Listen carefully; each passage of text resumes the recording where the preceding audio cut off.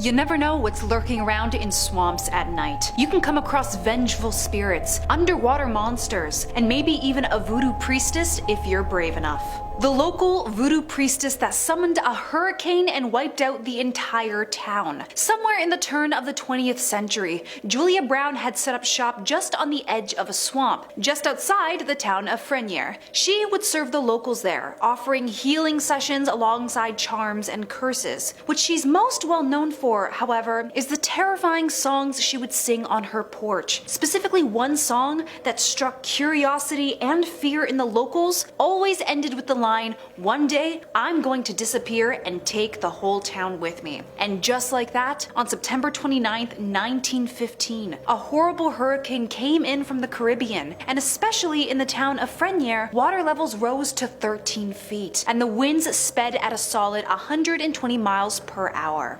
Altogether, 360 people in Louisiana disappeared, with a total of 60 in Frenier adding to those numbers. Everything was destroyed, from homes to railway tracks and even cypress trees that overturned. Everyone believed this was because of Julia herself, saying that she was the one who cursed the town, because on that same day they were holding a funeral for her. Another voodoo priestess named Bloody Mary believes that it was in fact a warning that Julia was singing about. She was never cursing them, but rather trying to prevent a storm herself somehow. To this day, some people say they still see her, cackling at the swamp water's edge. The horrors of Frenchtown Road, located right next to the Frenchtown Conservation Area that's filled with swamps and other mysterious anomalies. The road in particular, though, is home to many paranormal and cult stories. This all started back when a train had accidentally derailed off its tracks, resulting in a horrific sight with the passengers on board. Since then, people have reported whispers and even train whistles from this road every night. The locals have begun to create rumors that it became a hot spot for those that practice witchcraft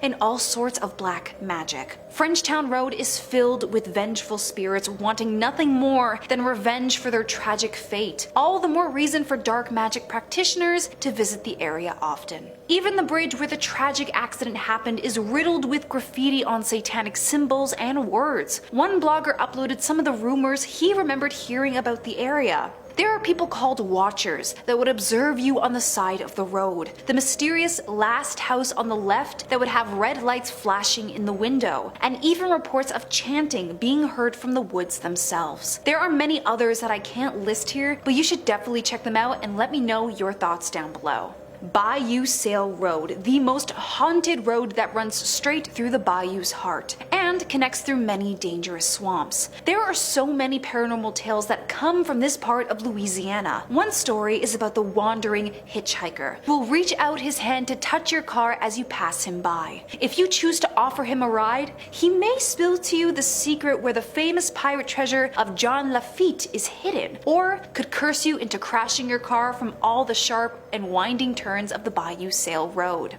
Some reported seeing multiple spirits crossing the road one night, and their bodies were plastered with different faces of other people who had passed on. Locals have rumored that this road was haunted because it was possible that it was built over an ancient indigenous burial ground. Louisiana's Archaeological Division have reported that there were over 311 confirmed burial sites in the area, all belonging to the United Homa Nation tribe. There was also Ragaru, the infamous wolfman that likes to make his home in these swampy areas, with some people even spotting him in the middle of the road, causing them to slam down hard on their brakes. Would you be able to drive through here at night? Pirates loved to come to Louisiana to hide their treasure deep within the swampy wetlands. The most notorious story is that of John Lafitte, who had gone after his crewmen, making them disappear after he buried his secret bounty. Paranoid that one day his crew would come back and dig it up, he had to get rid of them, and even himself, all right next to the treasure. Because of this, however, his crew was then forever trapped in the torment of guarding the gold with horrible vengeance. Whenever the perfect prey came along,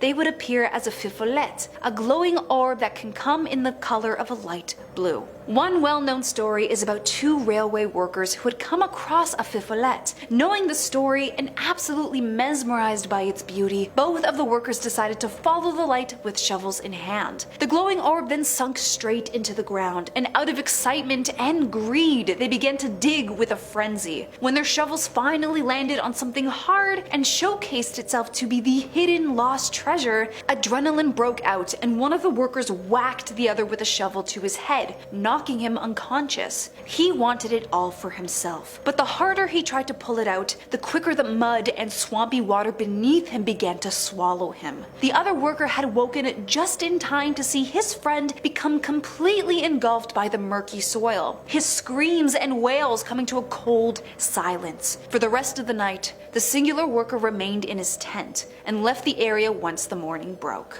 The Rugaru, also known as the Manchac swamp monster, a mysterious creature that can shapeshift from man to wolf, with some depictions of him being described as having the body of a man and only a wolf's head. The story goes that a man was once cursed by a swamp god for disrespecting the nature that surrounded him. This story comes from Reddit, with this user talking about their experience with the werewolf. What they thought was going to be a relaxing time after school turned into a nightmare. They recall that they were simply relaxing on a flatboat called a pirigu, when suddenly a large splash took them out of their daydreams. They thought it was probably a gator, since they like to roam these parts, but then had instead come face to face with what they claimed was Rugaru itself. This was their description: the water, chest high on me, came up to its hips, just below its waist. Its arms were abnormally long, misshapen and hairy, but its face is what caused me to open my mouth to scream. Large, soulful black eyes, tucked under hairy ears and over a flat snout with two large yellowed canine teeth hanging crooked out of its mouth. The Rugaru's hair was colored with browns and reds of the swamp, from the muddy brown color of the bayou water to the dark reds of the cypress tree roots. What came next after was probably the most luck OP will ever experience in their life. The poster was pinned down to the boat as the Rugaru tore through his book bag, taking whatever food they could find before running off back into the woods.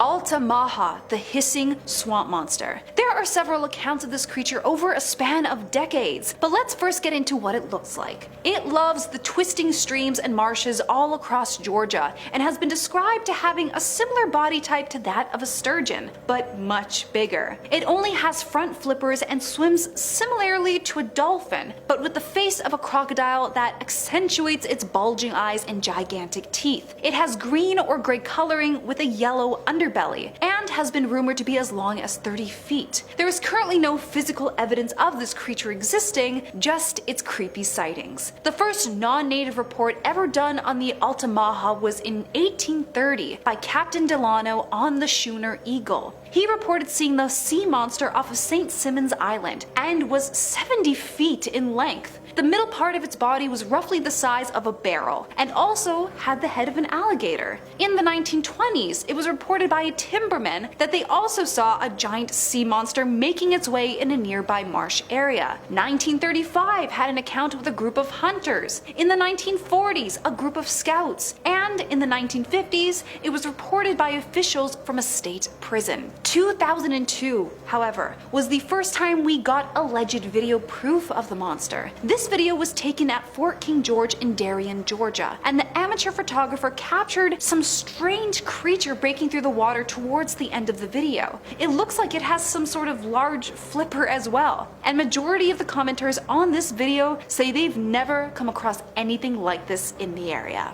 Do you have any spooky swamp tales that you need to share? Let me know in the comments below, and I will see you all in the next video. Stay creepy.